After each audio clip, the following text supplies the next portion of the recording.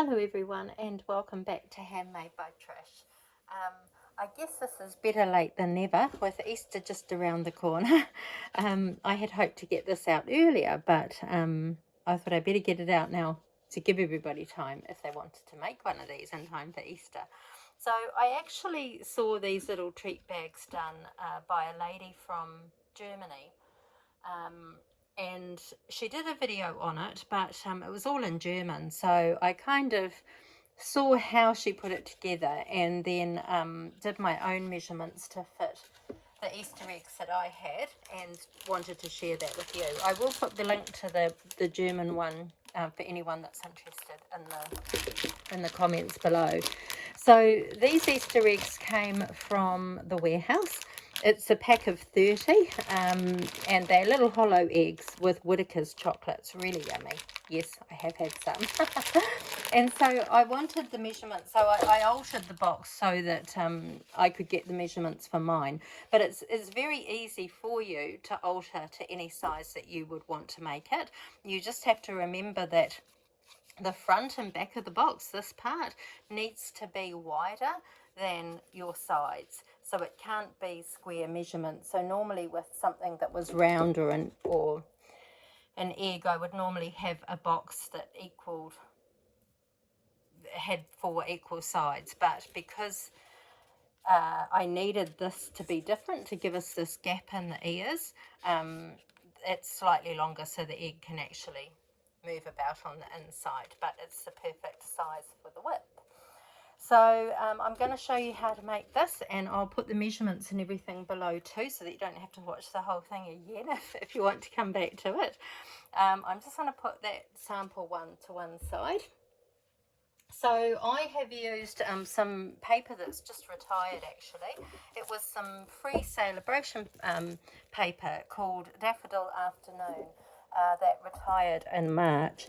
But some of you may have had this, particularly good if you're watching this in the UK, because of course you'll be coming into your spring now. We are in our autumn, going into our winter. But of course Easter is traditionally thought of around about springtime, isn't it? So I've taken a sheet from this. I haven't got much of that left because I'd been making a few of these boxes. So on one side it's got these very pretty little hearts, and on this side more floral. I have decided to go with this as my front one, so this will be what peeks through on the back of the ears. So to start off with, you need to have, so if you start off with a 12 by 12 sheet, you need to have 7 1/4 inches. 7 1/4. I have done these measurements in imperial measurements just because when I was trying to measure the egg, it was easier to line it up against here and look at the inches than it was to get the fine detail of the millimeters and centimeters. So I have done it in inches. But I think most equipment these days have both inches and millimetre and centimetre measurements, so it would be easy enough to convert. So you should have 7 inches 7 inches and 1/4 this way, and this way will be 10 1/2. Now, depending on the paper that you're using, it might be directional. I did think when I did this one that a lot of the, what do you call these flowers? I should know, can't think of it now. Daffodils, of course. The way that they were positioned on the paper, it looked like this was the right way up. Some papers are directional and some are not. This probably isn't really. It could probably be either way, although the hearts, you would want the hearts to be up the right way. So along the front side, along the short side of your paper, I'm going to get my scoring tool out, and I'm going to score using my fine end. I'm going to score at 2 inches, 2 3/4, 3 1/2, 5 1/2, 6 1/4, and 7. Now, if it's directional, which my paper is, so I want the hearts going this way, so this is going to be the bottom of my box. I'm going to turn it so that the bottom's against this side, and I'm going to score it at 1.5. And that is all the scoring that you need to do. So now it's just a good idea to fold all your score lines over. You can, if you wish, use your bone folder to make them nice crisp ones, but I find with a box it's not so, or a bag, it's not so necessary to have them so crisp as maybe you would on a greeting card. So I'm just going to fold all of my score lines, even this little 1/4 of an inch down here.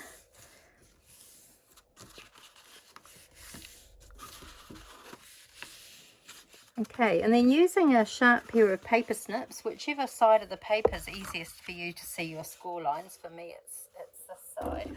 Get your paper snips, and this side here where I've got the little wee 1/4 inch, I'm going to come in it at an angle, because this is going to be a tab this side here, and I'm just going to nip the corner there, so it's angled very slightly on the short end and on the long end. I'm going to ignore this next score line because this is part of my tab, and then this is going to be part of the base of the box, so I'm going to go straight along the score line right up to where it crosses over, and then on the bit that's the tab I'm just going to take out a little wee wedge. This just helps when you fold it so it all sits flat and everything. So you'll see I've got a little wedge on that side. Now along this 2-inch part here, I'm going to my next score line, and once again this needs to be straight because this flap is going to be part of what forms the bottom of the box. This next bit here is going to be another flap, so we're just going to take another little wee wedge out here. And then once again, this is a 2-inch one here. I'm going to go straight along the score line to where it crosses over. And then we're just going to take a little bit of a wedge out again here. So you'll see in both of the tabs, there is a little, there is a fold in both of these tabs, but we're not going to cut those. They can just stay as they are. So the next thing that we're going to do is we're going to glue our little 1/4 inch strip. If you use, I've got the Tombow multi-purpose glue. I've just put it into a fine tip bottle, but with this glue, less is more. You don't need a lot, and if you put a lot on, it's just going to ooze out into your box. So just a fine strip of glue is fine for that. And then when I want to make sure that something folds flat, I actually fold in one bit, and then if you fold that to match it, you know it's always going to be flat because you've actually flattened it as you've glued it. Then I just open it up the other way and make sure it's flat that way too. If you wanted to use your bone folder here, you could. I don't think it's necessary with this. So next thing, we have got this is our bottom of our box and our flaps. But what we want to do is we want to make the ears. And so to make the ears, we're actually going to push it out so that we've got the whole front. And you'll see now my tabs, this is where I've used the fold on the tabs, and the tabs are now half, and you've got your 2-inch ones here. So using my grid paper, I'm going to line the score line of this up to the bottom thick line of my paper, like so, and I'm just going to roughly go 4 inches up on my grid paper. Using my ruler, this area here is 3.5 inches, so I'm putting it on the 3.5 inches and I'm running it along that 4-inch line just so I know it's straight. It just saves me having to do lots of measurements. And then of course half of 3.5 is 1 3/4 inches. So using a pencil, I'm just going to put a fine mark in there. Hopefully you can see that on the video. So using my ruler, where that pencil mark is, I am going to run up, I'm going to draw a line up to the corner here. And then I'm going to do the same on the other side.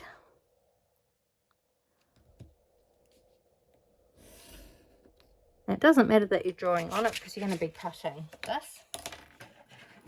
So you can see now where my pencil lines are, hopefully. And using my paper snips, I am just going to cut out this triangle that I've created with my pencil. If you can see the pencil lines, then of course you can just get a rubber and rub those out. But I think they're pretty well hidden in this paper, actually. Now, before you get rid of the triangles that you've cut away, what I've done is with one side, this here is the double, what do they call it? The double something punch, double oval or something like that. And using this curly one, I'm actually going to punch out the hearts. Now, with the other ones I've done where it's not so directional, I've done it this way, but because I want the hearts to be going up and down, I am going to do it this way, but it does mean that there's going to be just a slight fold on the edge, but you know, it's so slight that you're really not going to notice it. So I'm just going to sort of line up some hearts. I might use the one, oh yeah, no, that's right, that was the glued bit, but it's not. Just line it up and punch it out. And then using a scrap piece of white. Now, hunt in your stash for a happy Easter. In fact, actually, one person that I gave one to doesn't celebrate Easter. So for her one, I put just a little something for you, I think it was.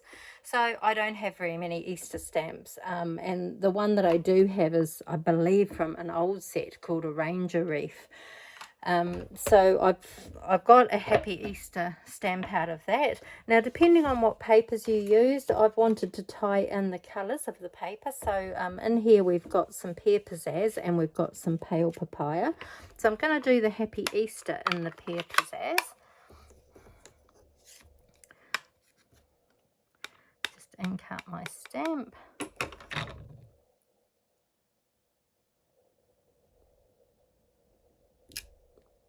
And then I'm going to punch that out using the not the scallops, but the plain edge oval.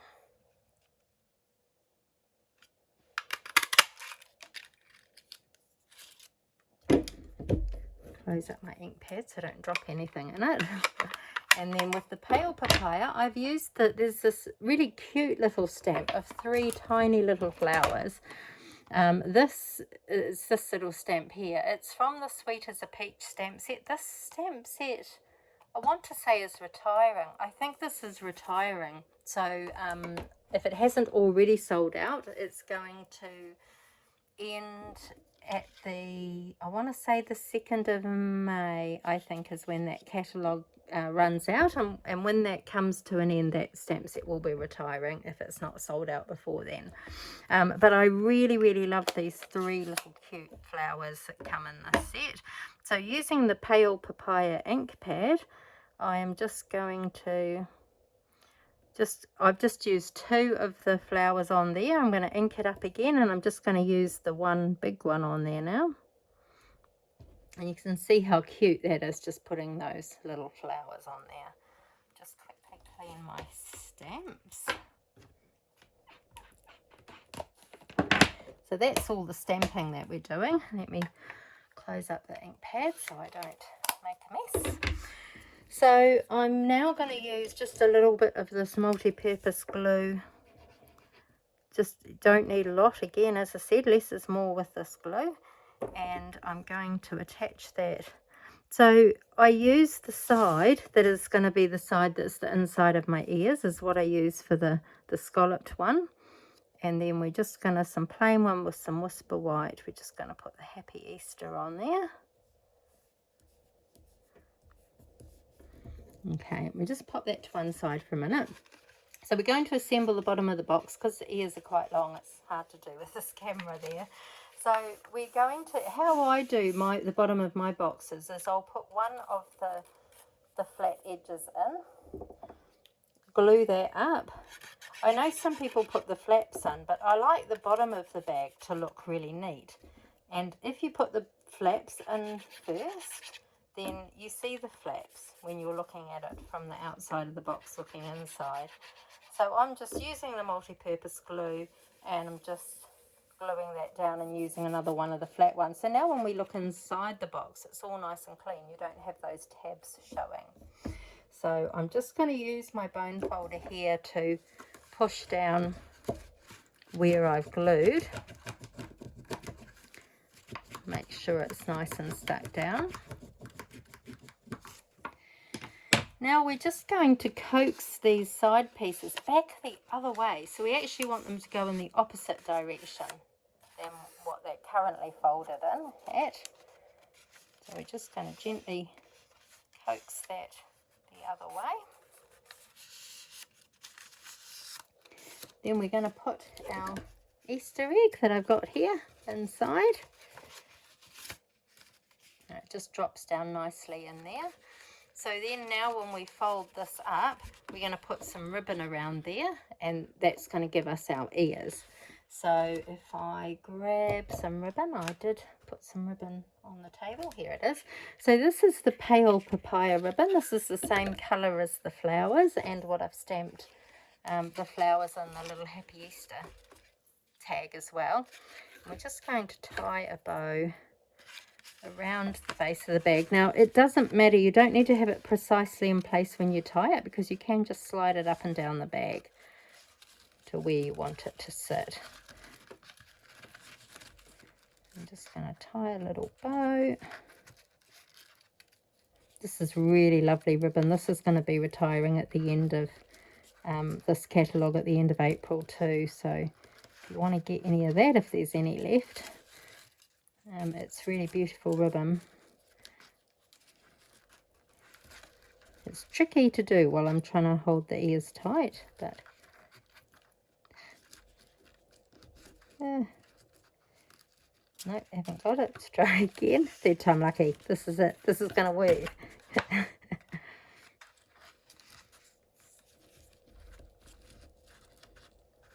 There we go. See, told you, third time lucky. Right,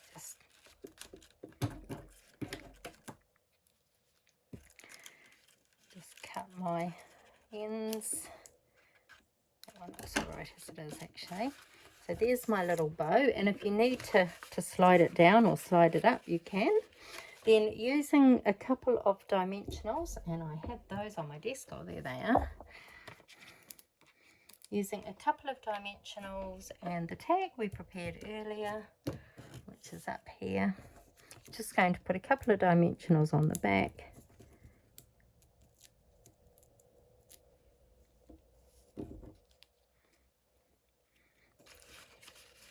And then just position it where you like it to sit. And there you are. Oh no, we haven't finished. We're about to put a little kink in the bunny's ears. So you could leave it like that. That's very pretty on its own, but I do think the little kink in the ears is cute. So if you come up to where this crosses over and fold this down, you want to fold it down so it's in line with the rest of the ear. Then lift it up, and where this has created a crease along here, you're now going to fold the ear so that this long bit is going along that crease that you created with the previous fold. So it's now looking something like this. So we had that fold, and then we open that up, and then we fold it so that this is running along that fold line that you've just created. Now we're going to open it up. We're actually going to open the ear up, and this time we're going to fold it back in on itself and fold this bit back the other way. And then there you have the little kink in the ear, which I think looks super cute. I think that just finishes it off nice. So that's the little Easter Bunny treat bag. I hope you enjoyed. I hope you make some. I tell you, they've gone down a real treat at work today as I've given them out. So it would be lovely to see your makes. Great way to use up some of your leftover DSP or designer series paper. If you liked this video, give me a thumbs up. If you haven't already, it would be lovely for you to subscribe, and I look forward to crafting again with you soon.